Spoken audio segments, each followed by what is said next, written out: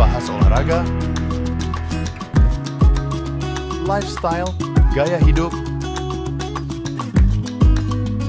wisata,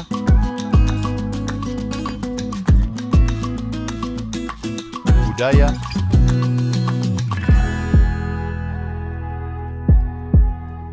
politik dan hukum akan dibahas seru bersama host kece dari Odeng dan co-host tercantik Rida dalam program Pagi Seru Sultan TV. Lagi pemirsa bersama kami tentunya di Pagi Seru, ulas berita no kaku-kaku. Nah selanjutnya pemirsa, ini ada berita dari dunia hiburan. Siapa sih pemirsa yang mungkin enggak dengar ya ataupun belum tahu nih lagu Apache. Nah ini kan sempat juga viral dan ini terngiang-ngiang gitu kan ya. Bahkan bukan hanya di Korea Selatan namun ini juga akhirnya membuat terngiang-ngiang masyarakat di seluruh dunia. Ya betul banget pemirsa, ini single Apache yang merupakan single kolaborasi dari Rose Blackpink dan juga Bruno Mars ini menuai kontroversi. Wow, lagu yang dirilis sejak 18 Oktober 2024 ini bahkan sudah menempati tangga lagu yang cukup tinggi juga ya. Sehingga ini memang menandakan bahwa lagu Apache ini banyak sekali diminati oleh berbagai kalangan seperti itu. Nah ini memang kalau kita lihat ya dari lagunya yang mudah, kemudian juga dari ritme nadanya yang asyik gitu kan. Ini juga menambah orang-orang yang akhirnya menyukai lagu Apache yang memang dinyanyikan oleh Bruno Mars dan juga Rose Blackpink. Namun pemirsa, salah satu kontroversinya ini bahkan terjadi di negara Rose Blackpink sendiri, yaitu Korea Selatan. Nah ini lagu Apache ini dilarang untuk diputar oleh sebagian murid di Korea Selatan. Larangan memutar lagu ini berkaitan dengan alunan melodi serta lirik Apache yang catchy. Nah, single yang menjadi comeback dari Rose Blackpink tersebut bahkan ini dianggap menjadi salah satu hal yang mengganggu pelajar yang butuh fokus dalam belajar. Nah, jadi ini usut punya usut, memang lagu Apache ini nih dirilis berdekatan dengan masa ujian kemampuan skolastik perguruan tinggi atau CSAT yang dikenal juga sebagai Suneng kalau di Korea Selatan. Jadi karena biasanya ya kalau pemirsa suka nonton drakor deh gitu ya, biasanya sekolah pelajar yang berada di SMA gitu itu benar-benar fokus banget dan ibaratnya kayak gila belajar demi bisa gitu mengenyam pendidikan di perguruan tinggi ternama. Dan tentunya ini akhirnya mereka butuh banget fokus belajar dan tadi ya menghilangkan hal-hal yang memang mendistract tersebut. Nah, ujian tersebut ini memang bersifat krusial banget karena ini menentukan nasib siswa di perguruan tinggi. Lagu Apache nih ya dengan liriknya yang berulang dan dibalut dengan melodi adiktif ini dianggap mengkhawatirkan siswa. Jadi sebenarnya yang melaporkan tuh bukan orang-orang dewasa tapi justru siswanya yang sendiri gitu kan. Karena mereka berpikir bahwa ini mereka tuh merasa cemas karena lagu tersebut tuh melekat di pikiran hingga mengganggu konsentrasi. Ya kayak kita aja ya pemirsa kalau lagi ngedengerin lagu yang kayaknya asyik banget gitu kan. Kita akan putar itu berulang kali. Bahkan mungkin ketika kita lagi bengong tiba-tiba Apache gitu ya. Ketika lagi belajar malah Apache. Nah itu juga kan akhirnya membuat konsentrasi kita buyar ya pemirsa. Nah jadi di Korea Selatan nih para pelajar benar-benar memboikot lagu itu. Bahkan mengakui benar-benar khawatir dengan lagu tersebut. Nah ini ada banyak juga orang-orang yang mencemooh gitu kan. Apa sih kok kayak gitu aja jadi masalah ya. Terlepas dari itu tentunya masing-masing orang juga punya alasan ya. Dan terkait fenomena ini ya, ini sebenarnya kalau di Korea Selatan sendiri bukan hanya lagu Apache doang loh pemirsa yang pernah diboikot karena ini dirasa mengganggu. Nah lagu-lagu di antara lagu-lagu lainnya ini ada You Are Man ya, kemudian ada Ring Ding Dong dari SHINee, kemudian ada lagu Dam Dam dari Red Velvet.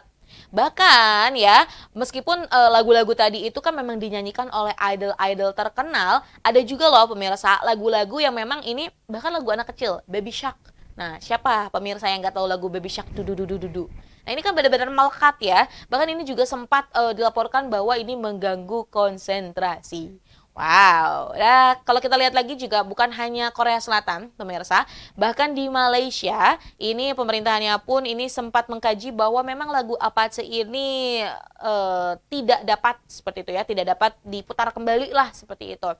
Karena memang bukan hanya terkait mengganggu, tapi ya tadi makna dalam lagunya ini yang justru berkonotasi negatif dan disinyalir bagi generasi muda mungkin saja bisa mengikuti gitu kan apa ya ibaratnya tindakan yang dilakukan ataupun yang digambarkan dalam lirik lagu Apache tersebut. Ya kita juga tahu lah pemirsa kalau lagu-lagu yang memang berasal dari barat kadang tuh punya makna tersendiri yang cukup vulgar juga. Jadi memang kitanya nih perlu wanti-wanti gitu ketika mendengar satu lagu, jangan hanya sekadar mendengar enaknya gitu kan, tapi kita juga bisa lihat maknanya apa gitu. Ya tentunya kita sebagai masyarakat Indonesia juga kan kadang masih tabu ya dengan hal-hal seperti itu, benar-benar menjunjung tinggi salah satunya kehormatan apalagi dalam bentuk musik seperti itu.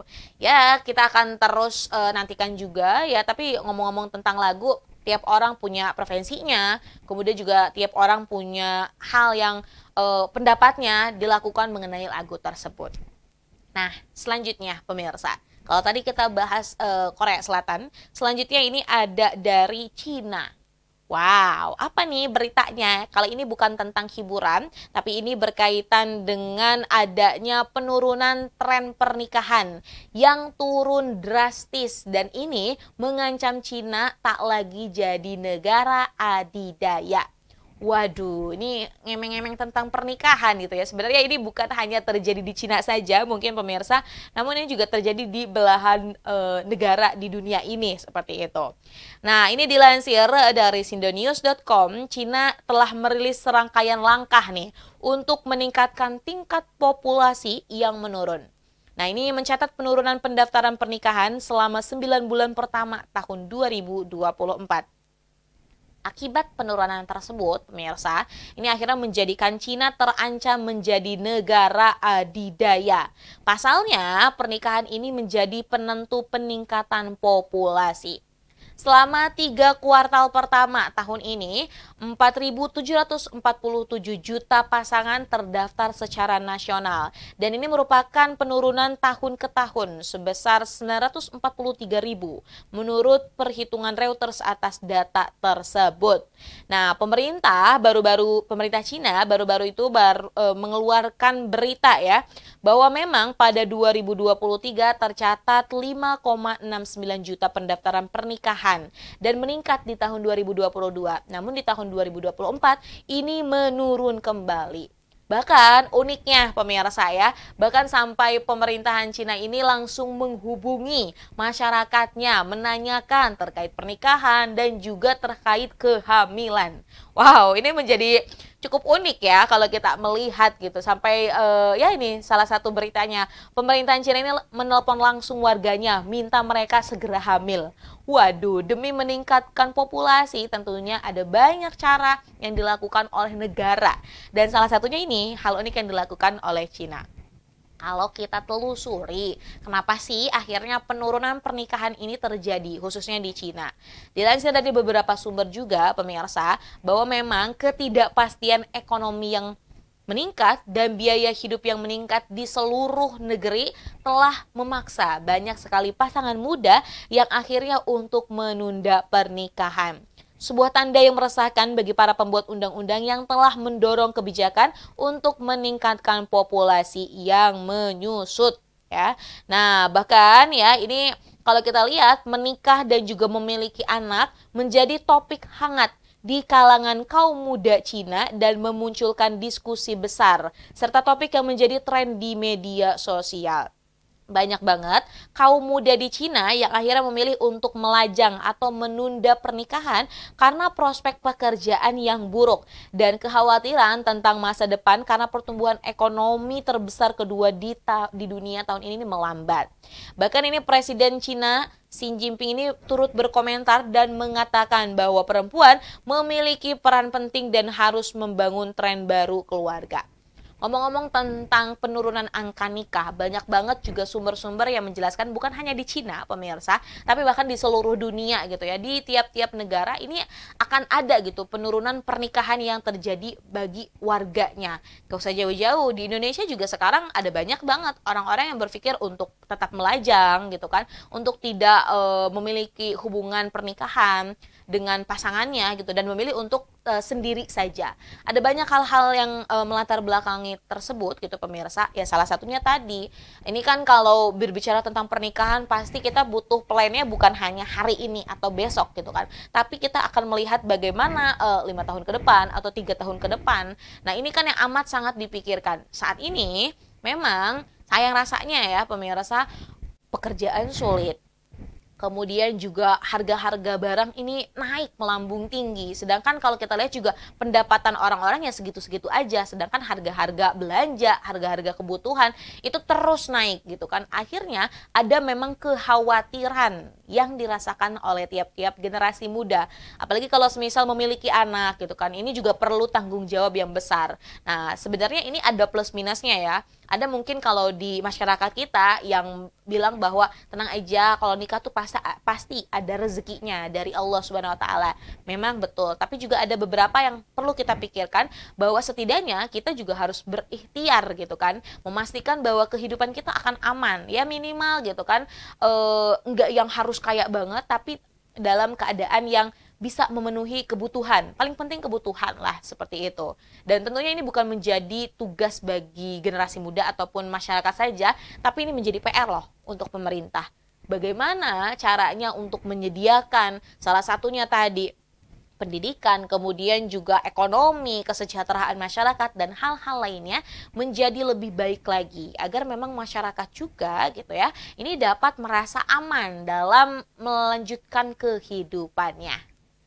Nah, pemirsa, berita dari penurunan angka pernikahan dan juga kehamilan di Cina tadi sekaligus menutup perjumpaan kita pada pagi hari ini. Terima kasih lah pemirsa, masih terus setia ya membersamai kami di Pagi Seru, mengulas berita-berita terupdate dan teraktual. Tenang aja pemirsa, masih akan kita bahas juga berita-berita lainnya dan maka dari itu terus saksikan program Pagi Seru yang tayang setiap hari Senin sampai Jumat pukul 9.00 waktu Indonesia Barat di kanal YouTube Sultan TV. Pemirsa juga bisa loh untuk membaca berita-berita terupdate yang ada di website Sultan TV dan ikuti konten-konten menarik di media sosial Sultan TV. Terima kasih pemirsa, semangat dan juga selamat untuk melanjutkan aktivitasnya di hari Selasa yang ini berbunga-bunga ya seperti itu. Semoga pemirsa selalu diberikan kesehatan dan kebahagiaan. Saya, Raud Lorida dan segenap kru yang bertugas pada hari ini mengucapkan terima kasih. Pamit undur diri. Sampai jumpa. Wassalamualaikum warahmatullahi wabarakatuh. Membahas olahraga, lifestyle, gaya hidup, wisata,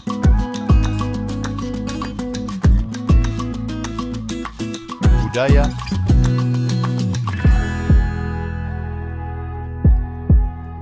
politik dan hukum akan dibahas seru bersama host kece dari Odeng dan co-host tercantik Rida dalam program Pagi Seru Sultan TV.